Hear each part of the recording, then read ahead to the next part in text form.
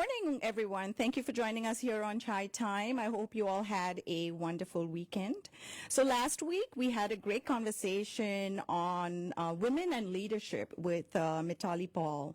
And if any of y'all missed it and do want to listen, then go to our Chai Time podcast, available on Apple, Spotify, and iHeartRadio. Asian American Pacific Islander Heritage Month is observed in May. Joining us this morning is Swati Narayan, Daya's Director of AAPI Community Safety and Belonging.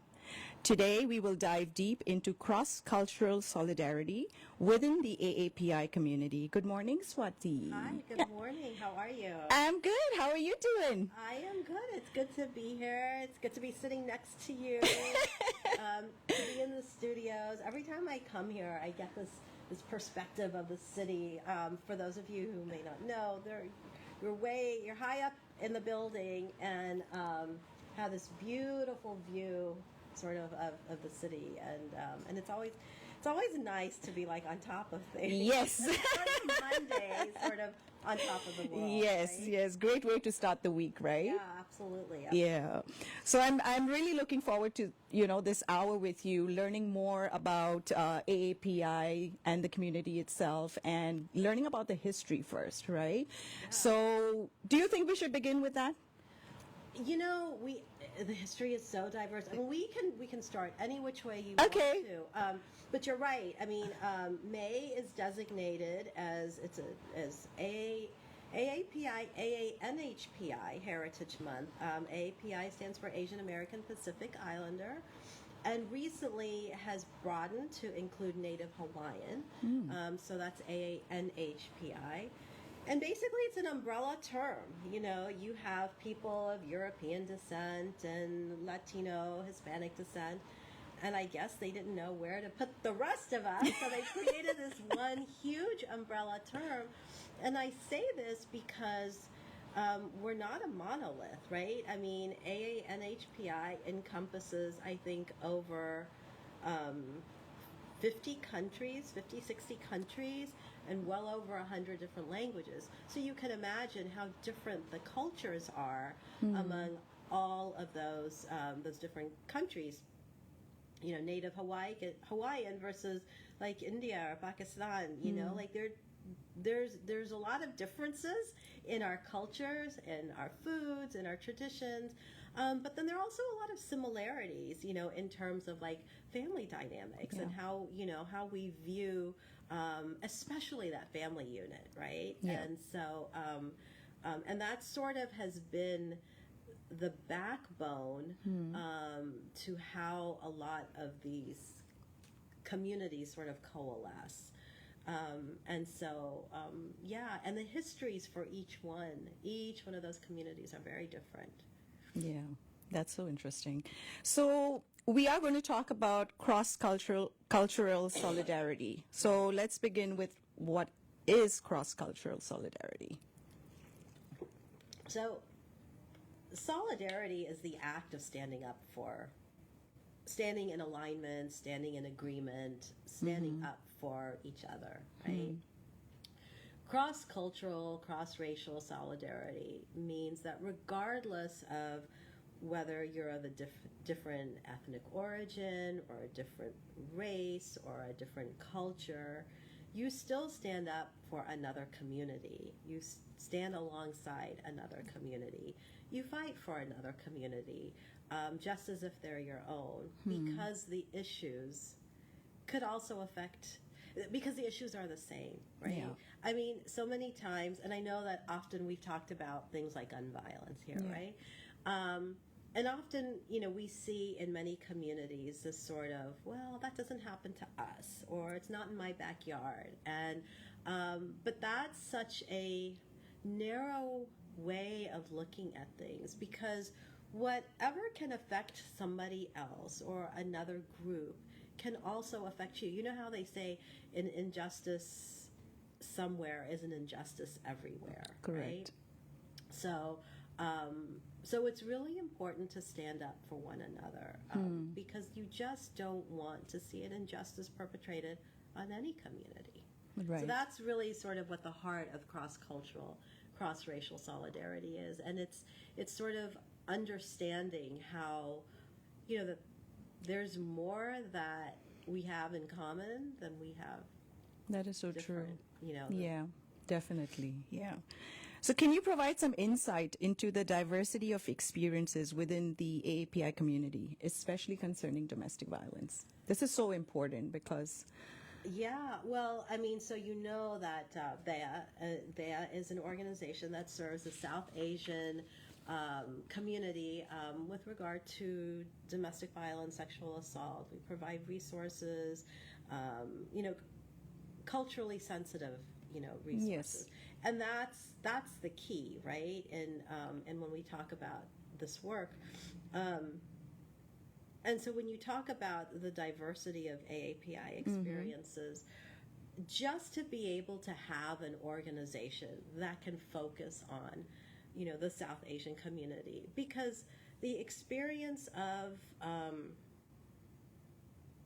an Anglo person dealing with domestic violence is going to be very different from, let's say a Pakistani person or an Indian person experiencing domestic violence. There are cultural taboos, there are nuances, there are language differences, and so to be able to bring that lens to the work, so that so ultimately you want both survivors, both of them, to be able to live freely and with dignity and without fear of abuse. But how you get there is very different, just in terms of how it's, how you provide the resources, that understanding that, okay, you're living in this family dynamic where everybody is in one household, your mother-in-law, father-in-law, they're, the in-laws, your husband or, spouse, your children, some of the patriarchal norms that may exist, the cultural norms, the expectations that, maybe a South Asian woman or, daughter-in-law, son-in-law would have versus, somebody who's not. And so to bring that lens when you talk about domestic violence or sexual assault or gender-based violence is, it's very nuanced but very critical to helping survivors understand that we are on their side, right? Yeah, it brings me back to our very our very first year of Chai Time, where we got this call from a lady. She didn't want to. Sasha's nodding her head. She didn't want to be on air, but off air we talked to her, and she had just got out of an abusive relationship. She did not speak English, and she was talking to us in Hindi, and she said, I left him, but now I fear, what am I going to do? Because I don't speak English, I don't have a job, and I have nothing. So where do I go? And we were able to direct her to Daya. So this organization has, is so important in this community. And for women like her, able to just, I gave her the helpline, and she was able to call and get help. And it just made us realize then that, Daya is so important as an organization for our community, for our South Asian community. I mean, absolutely. I mean, the thing is, we know that domestic violence, sexual assault, is not specific to any one community. Correct. Right? I mean, it transcends, cultures, ethnicities, races. However, how you talk about it, how it's experienced, in different communities is very different, right? Yes. So to be able to support individuals who are in crisis, with that sort of cultural lens, to let them know that there is help, and that we understand. We understand all aspects of it, and that there's no judgment. Correct. Is just critically important. It builds trust, right? And at the end of the day, that is how everything that is how we move forward, is when we have trust. Again, it goes back to like that cross-cultural, cross-racial solidarity. It's that trust that we have in, you know, in another community, in each other, that we are going to be here for you. Yes. Right? Yes. Regardless. Yeah. So, and so we do this for the South Asian community. There are other organizations that do that, you know, specifically for the communities that they serve, and they're vitally important. Yes, absolutely. Like we have so many nonprofits that are doing the same kind of work, but you know, when someone like her is going through that and needs to be comfortable, to be able to talk to someone, Right. so it's great to have, you know, someone that she feels that who will understand her better because of her culture and her, you know, ethnic background and all that. So that is so important. Since there's a stigma, there's shame that a lot of these individuals feel, which they should not. But it's very easy for me to be sitting here and saying, no, you shouldn't feel that way, when they are experiencing harm and only know the culture that they know. Yes. Right? And are operating and living within that. Yes. And especially if they've come and haven't lived here for a long time, and they just don't have that community yet, right? Yeah.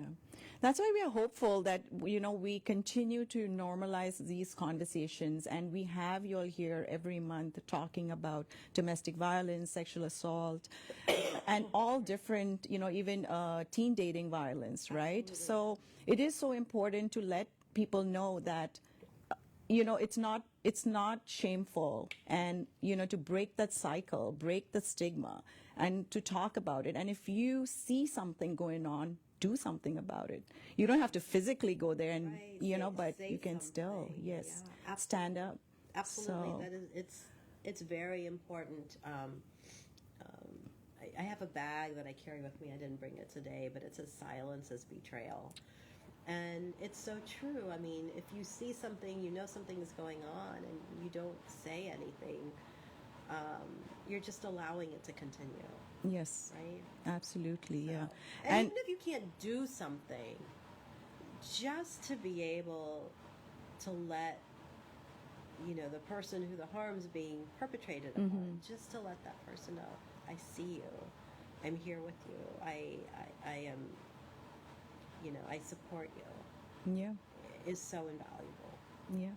Yeah, I mean, 6 years ago, you know, where I am personally right now, I know for a fact I have evolved a lot. And if I see something not right, not, you know, I will get myself involved in that in some way or form. Either, you know, share the helpline, or, you know, if I'm asked to advise the person or help the person, I will do it. But I don't know if I would have done that six years ago.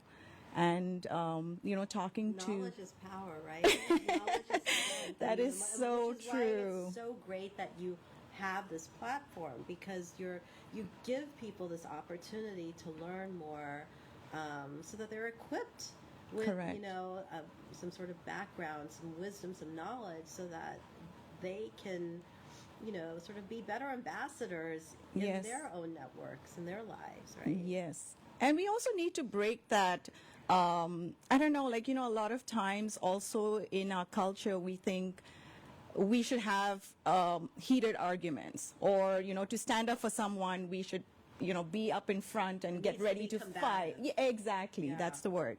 And, you know, like, you don't have to. No. There are so many other ways that you can help the person, in so many ways, There in really- positive and impactful ways, I think. Yeah, So- for sure.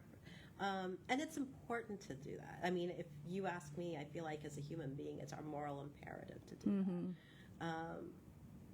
In whatever way you can. I mean, whatever way feels right to you, but do something. Yes. Say something, right? Don't sit quiet. Right.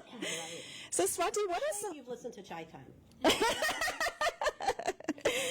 So, what are some of the challenges and barriers that exist in fostering cross-cultural solidarity within the AAPI community? So there's a lot of, unfortunately, there's a lot of bias, right? I mean, even within these different communities where we think, I mean, we can even take it to the micro level, right? Like you can take, let's just take the country of India, and you have different regions, right? You've got Gujarat, you've got Punjab, you've got UP, Bihar, like all Tamil Nadu, Kerala, like all these different regions. Sometimes even among those regions, people sort of are like, well, but that's not our way, that's their way, or they and they start bickering, and they let like these little differences in sort of maybe regional culture, language come in the way, and those come in the way of really fostering connection. And all of those things really at the end of the day are so arbitrary. they are not. Somewhere somebody decided that, okay, we're going to create this, I don't know, whether you want to call it a hierarchy, whether you want to call it structure, whatever it is, it was created by somebody. Since we're all women here, I will say most likely a man. But no, I'm kidding. But we want the listeners. Not really, but and no. I'm sorry to interrupt you, but majority, like according to our stats that I get for the show, majority are males. That's wonderful. I mean, So no, but that is so great to hear, that there's an audience that has an appetite for these conversations, right? Yes. And so, and I say it in jest, just because because I'm the mother of 3 boys. So whenever I can uplift women, I do. But I say it in jest. Although there is some truth to patriarchy, right? And Yes. and what we have gone through, but some of these arbitrary structures or designations are just that, and they kind of stand in the way of people. They focus more on the differences rather than the similarities, and they allow those things to sort of set the tone of how they are going to behave within a community or not. So, like, I'll tell you, when I came, well, I was born in Houston. Excuse me. I was born in Houston way back in the 60s. And my parents had come here in the early 60s. And so growing up, so when I came, there were 20 Indian families in Houston. That was it. There was one store. It was called J Store. And that was it. And whenever we would go anywhere, and if we saw another Desi, it's like, oh my God, there's another one of us,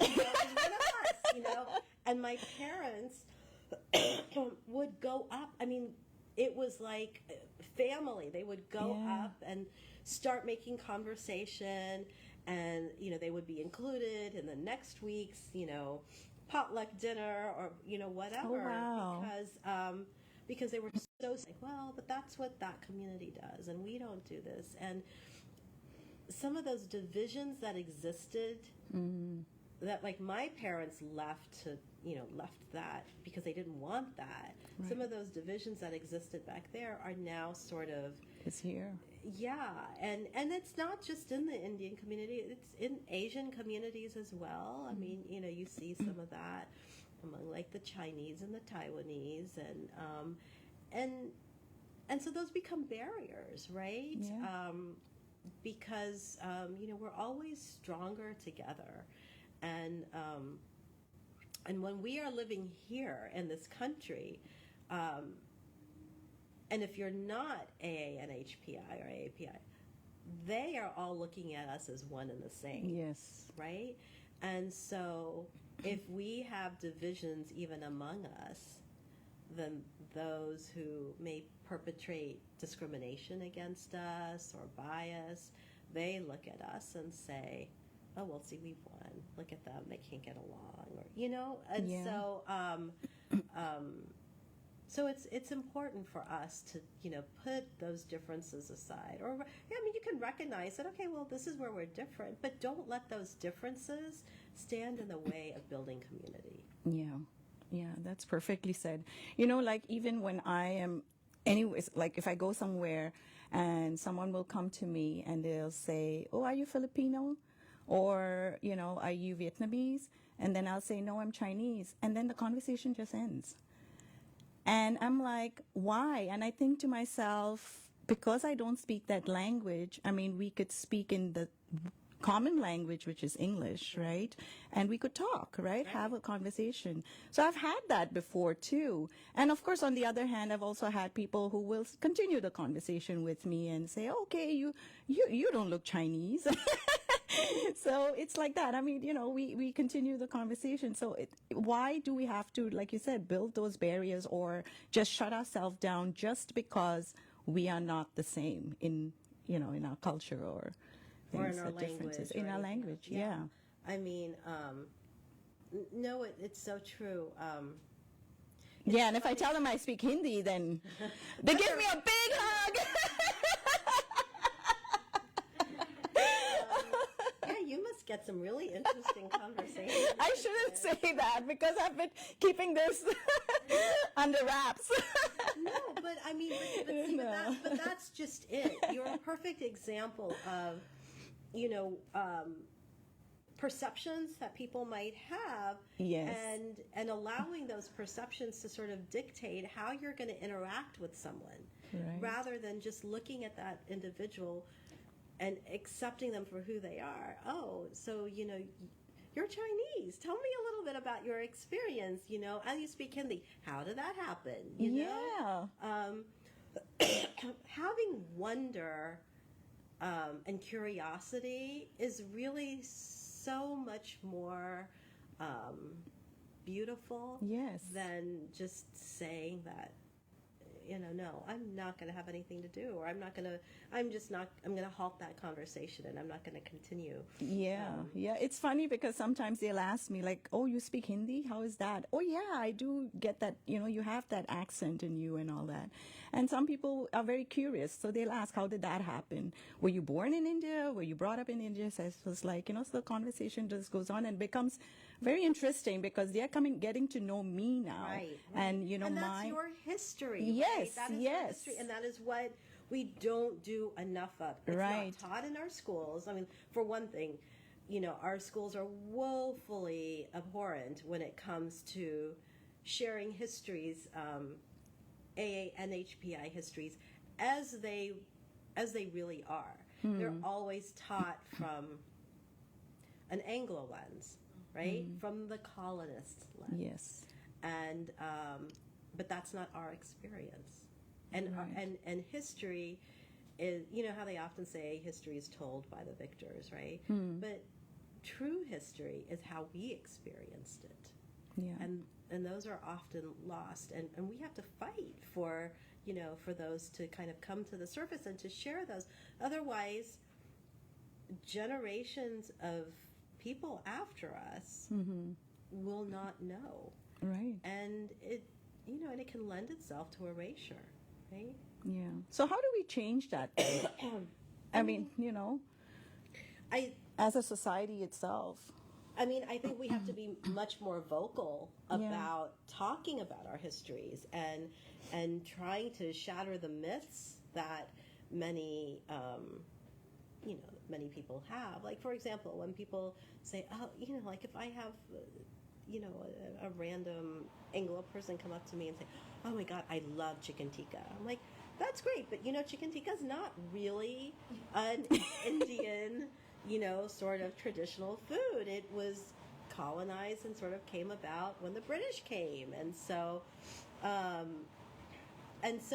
like stepping up and offering that tidbit of education, like you do when you say, well, yeah, I'm Chinese, but I also speak Hindi, and this is how that came about. Those are your histories, and I'm sure, Sasha, you have, your histories as well. And we have to be forthcoming with it. We have to share it with our children. Yeah. I mean, I think it's so important to share it with our children. We are here. Do we need to take a break? Yeah. Okay, She's a pro at it now. She knows all the cues. All right, I will stop for now. All right. Thank you, Swati. We're going to go on a short break, and when we return, we will continue our conversation. This is Chai Time, 103.5 Hum FM. Welcome back to Chai Time on 103.5 Hum FM. I'm just enjoying this conversation. I feel like it's so relatable. I mean, but it is, in so right? many ways, right? So many ways. Yeah. So we were talking also off air about how food can get people together. Absolutely. Yesterday, Daya, along with BPSOS and Tare Justice Center, we all are part of the Asian American Foundation City Partners. So we had an event yesterday called Together We Rise. The play on, we used bread as the conduit to sort of think about what unites us. So that's where the theme, Together We Rise. But it speaks to this sort of cross-cultural, cross-racial solidarity that, we're all in this together. And we had chefs from different regions in Asia. We had a Vietnamese chef, we had a Burmese chef, we had an Indian chef, and they spoke about specific breads and the histories. Because, even when we were talking about histories, right? Recipes are actually sort of the first documented form of history. When you think about food that's created, food that's made, it's all made based on the flora and the fauna of the region, or what resources are abundant or scarce. And oftentimes it was just because of gender hierarchies, it was women who were tasked with feeding, their families or their villages or their tribes or even armies, right? I mean, you had, nomadic people who would go from one place to another, and they would often have armies because they would, we're talking way, way back when, right. Early civilization. But it was the women who, were in charge of the food, and the food was based on whatever was going on. So, so they were sort of the first, historians or preservers of history. And so every time, like, you're eating something, you're sort of eating histories of generations of people who came before you, right? Because everything that has sort of become indigenous to a particular country had its roots in something that has happened to create that. Right. Way to say that, because now I'm going to get food so different. I was just about to say the same thing. Yeah, you you think more about it, right? Yeah, you go into a deeper thought. Yeah. And like with restaurants, right? Yeah. Like, maybe you can kind of dive into some of the histories behind some of those foods, and as you share, like the meal or the food, also the histories, like why it is what it is, and what people traditionally, how people traditionally had eaten it, or this was something that was reserved for celebrations. This was something that was reserved for when a child was born.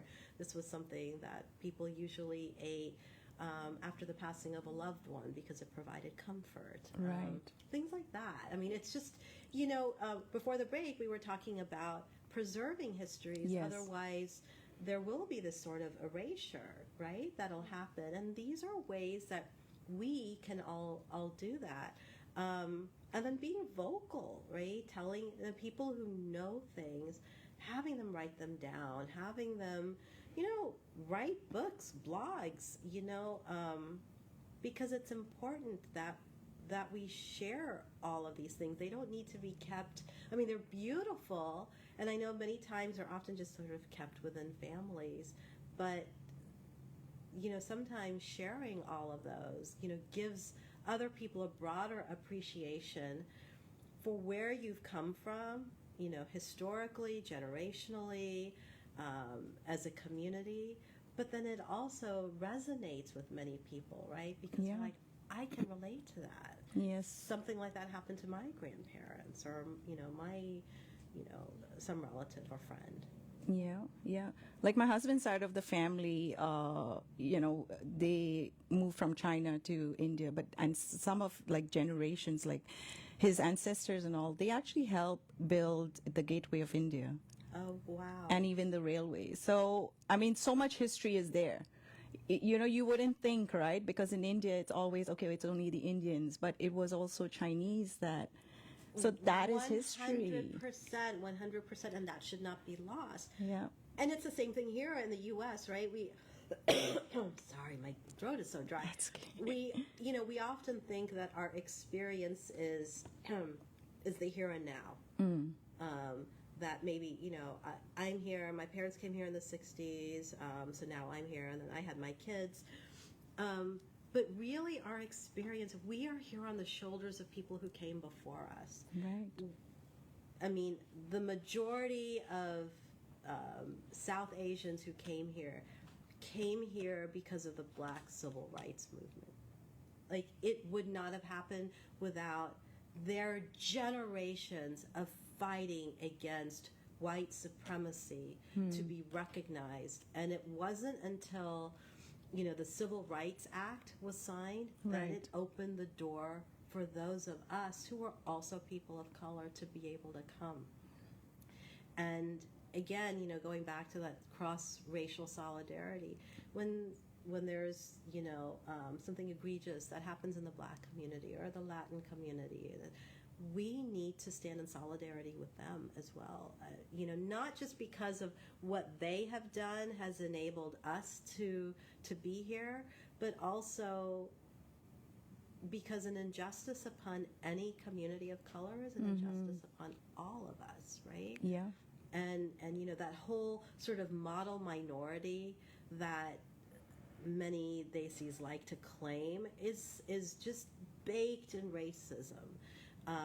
It was one of the ways white supremacy tried to pit us against the African American community. And we have to let go of that and recognize that, we are here because of them. No matter, I'm not saying that it was easy. I'm not saying that there wasn't hard work. I'm not saying that didn't happen. All of those things happened. But the gateway to be able to come here was because of what they did, so that the U.S. government would recognize that people of color had a right to freedom here as well. Yeah. And, and you were talking about your husband's family. I don't know how many people realize that, like, for the South Asian community, we actually can trace our roots back all the way to the 17 and 1800s in the U.S. Wow. Again, the British had colonized India, and the British had colonized the U.S., and so they had brought over quite a few indentured servants. Many of them were Punjabi. They came and they were along the West Coast. So even now, if you go, you'll see Sikh farmers who have been there for 3 or 4 generations. Wow. Along the West Coast. In 1907, there was a huge uprising in Bellingham, Washington, that the white people there were very concerned because there were hundreds of South Asian workers who wanted a better life for themselves, and they had come here, and they came because they knew of these other Punjabi, people who had come here with the British, and they said, well, the land looks like this, and there's opportunity, and so they came over, and white people, much like with the Chinese, when they came over here to build, even before the railroads, but when they had come over here, the Europeans, the white people who were here, would not allow them to have the same rights. It would not allow them. They would not allow them to have breaks while they were working. They weren't even able to speak against white people. I mean, that was the law of the land back then. So there was a huge uprising in 1907 where, scores of South Asians were beaten and driven out of Bellingham. And then on the East Coast, I brought this book here because it's one I want to read. It's called Bengali Harlem. And it's the story of these Muslim Bengali women who came over through Ellis Island in the early 1800s. And they settled with the Creole and the Puerto Rican people who were living there at that time, because that's where they found solidarity. That's where they found, because there were also people of color. And so they felt like, okay, I can build community with them. If you look at Kamala Harris's story, and that's 60s, so that's much more recent compared to these histories. But even, Kamala Harris's mom was Indian and her father was black. And when her parents got divorced, and her mom was raising Kamala and her sister, and she chose to raise them in the black community because that's where she found more community, more support, as opposed to like within the Indian community, even though she herself was Indian. Wow. So it's really interesting. Yeah, I had no idea. So I mean, like Kamala Harris, I mean, she embraces both sides of her heritage, but she definitely identifies with being. I mean, she went to an HBCU. Oh, she did? Yeah. Oh, wow. So yeah. Wow. So that's like just understanding that our histories matter. Our histories are so important. You can take these conversations up with your school boards. You can take them up with your state board of education. And I know in California that was a very, very fraught battle to ensure that the histories of South Asian were told through a South Asian lens, as opposed to a white lens. And it's the same. It's the same when you look at slavery, right? Correct. I mean, everything that we've read in books has been the way white people perceived slavery, and that is not the experience at all of Black Americans, who are still dealing with the repercussions of slavery today. Absolutely. Going back to history and educating, our community, I know there are many within the South Asian communities. They have classes or schools, right? Or the different communities they have for kids where they teach them academic, like math or whatever, right? But why can't this be part of that as well? Like I'm just thinking out loud. But history, like our history, to preserve it. I know you're saying go to like our school boards, and there might be a lot of barriers or hurdles to go through, but there are many communities that after school activities they have, or they have not only activities such as sports, but they also focus a lot of the academics, but it's only math, science, things like that. But what about history? Why, how can we, do you think like we should have that included too in the curriculum? Or I mean, when we don't want it to get lost. But but the other thing is, when you have some of these after school programs where, they're talking, you're only reaching a select few students. Many of them are students of privilege, right? If their parents can pay for these after school programs where they get extra tutorials or whatever, and many of them might be just part of what the school offers until late pickup and things like that. But if it's what the school offers, then you still have to go through the state board, right? And if these are additional programs where people are paying for them, yes, then obviously you have a little bit more flexibility. But then again, it's falling on the ears, and it's important. Yes. But it's falling on the ears of children who already have privilege. And we need these histories to be shared among everyone, right? We need the young Black girl who lives in inner city Houston to know about our experiences just as much as we need to know about her ancestors' experiences. And so that's why, when it's done in a much more equitable and scalable way, they aren't lost, right? And so that's sort of my take on it. Anything is better than nothing. Right. I wholeheartedly agree with you. But we really need to ensure that the masses, and there's a big push by a lot of our state boards they're pushing back against accurate history being shared, whether it's South Asian, whether it's AAPI, whether it's the Black experience, whether it's the Latino, the Mexican, the Spanish experience. There is a big push against it, and that's a whole other conversation. It's a very controversial sort of. It shouldn't be controversial. Yes. But it is. Yeah. Much like everything else in politics. But I'm so glad that I mean, blessed are the kids who have grandparents or great grandparents, because they learn the history, the culture, the traditions, and a lot more from the grandparents, great grandparents. Because I know I learned a lot through my grandparents and even my great grandmother. So. But what's important in that is, yes, you learn those histories. Yeah. But what you don't want to learn are the biases. Correct. That come from that. Yes. And that is why learning other histories yes. is really important, so that you can identify right. where there is a bias. Otherwise, you're just going to be sort of repeating the same thing. Correct, yeah.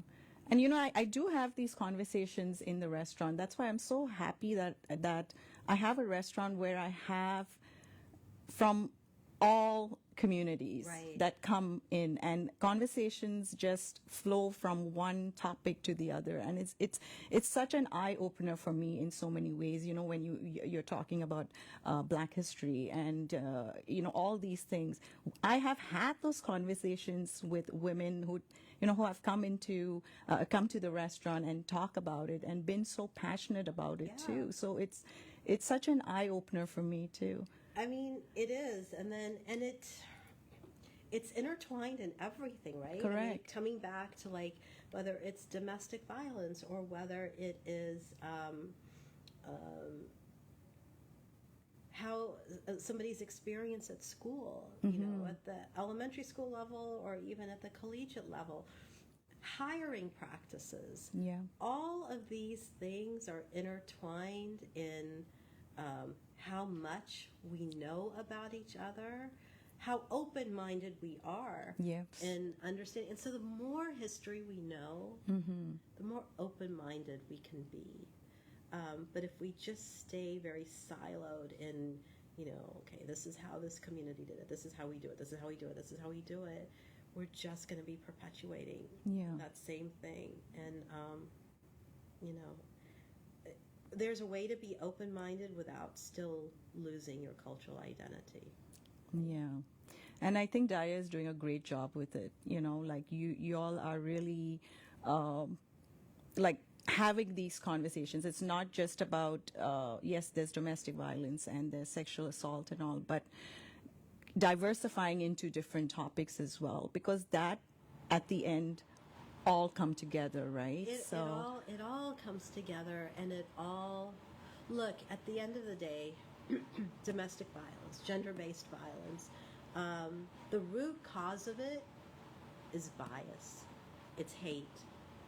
And the root cause of bias and hate is ignorance. Simply, that is it. That is it. It is ignorance. Now how people act on it, why they act on it, that all is very layered, but the root is ignorance. So if you're able to sort of dispel some of that ignorance, with open-minded conversations, with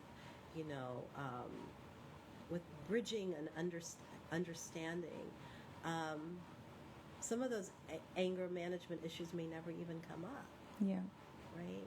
And so that's sort of how it's all very intertwined, and this is so powerful. It is. I love it. I love this work. I love delving deeper. Yes. I love having these conversations, and it's also so simplistic too, right? Right. It's so we don't have to be this hurtful to each other. Correct. There's no need for it, you know? Yeah. I was watching part of this movie yesterday called Origin. It's based on Isabel Wilkerson's book, Caste. But in there is just a black woman, and there's this one scene where it's a plumbing scene, and there's Okay. like a leak in her basement or something, so she calls a plumber. The plumber's in there, but the plumber is wearing, this cap that, that references a former president who wasn't always kind to black people.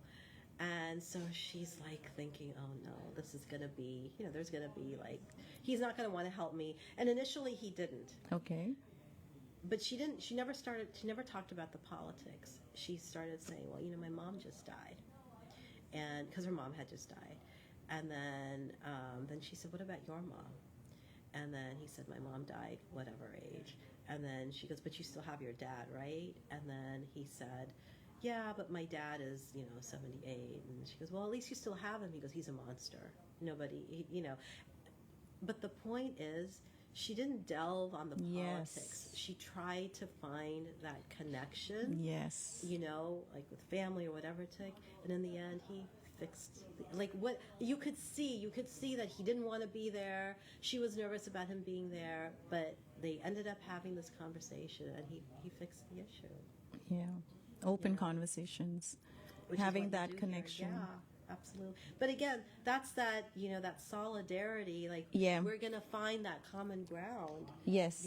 So that we can be there for each other. That humanity that we all have. Right. Yeah. Wow, I have so many questions. She's like, you don't have much time, girl. That's okay. Like 2 hours? We should, right? Okay, so let's see what I can pick from here. Swati, can you share examples of successful collaborative efforts between AAPI organizations to support survivors of domestic violence? You can just look at us. Daya, I was talking to you about the Asian American Foundation City Partners. So we work with BPSOS, which is Boat People SOS. It's a community organization that serves the Vietnamese and Cambodian populations here. And then the Tahare Justice Center, and they provide legal resources to women and children escaping gender-based violence. The majority of their the clients they serve are Spanish-speaking. Okay. So here we are, these 3 different organizations serving multiple different communities, but we come together and we help each other with resources. So like Tahare might help us with legal resources if we need something. BPSOS will help us, with maybe with transportation or other things. We can help with, culturally competent training. And the 3 of us work together. That event that I was talking to you about yesterday, it was the three organizations. Oh. And I'll tell you, the collaboration has been so successful that the Asian American Foundation is featuring us on a film that's going to be on Amazon. Wow. Yeah. So I mean, we recognize that we all have our strengths when it comes to working with specific communities, but some of those same strengths we can learn from and use to help, the communities that we serve. And it's just been such a beautiful, beautiful partnership. Wow. Yeah. I can't wait to hear more about all other events that you have coming up too. I mean, it's so exciting. You'll always have something new, something interesting going on, and getting the community together. We love building community. We want community to come, participate, think outside the box. Yes. Let them know that we're here to support them. Yeah, that's just great. Yeah. Thank you, Swati, for coming. I know. Thank you for having us. You always for this platform that you provide, Daya, and for having us and hosting us.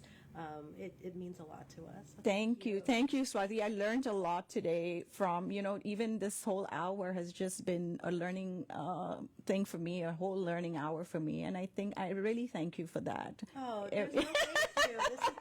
I mean, every time I'm here, I learn from you all. I'm dying to hear more about your Chinese,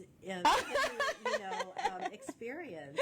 Yeah, you have to come to the restaurant for that. Get some food too. All right, we'll do it. We'll do it. Yes. Yeah, absolutely. But that's so interesting, right? Yes, yes. Thank you, listeners, for tuning in to Chai Time. We shall see you next week, same time, same place. Signing off, Chai Time, 103.5 Hum FM.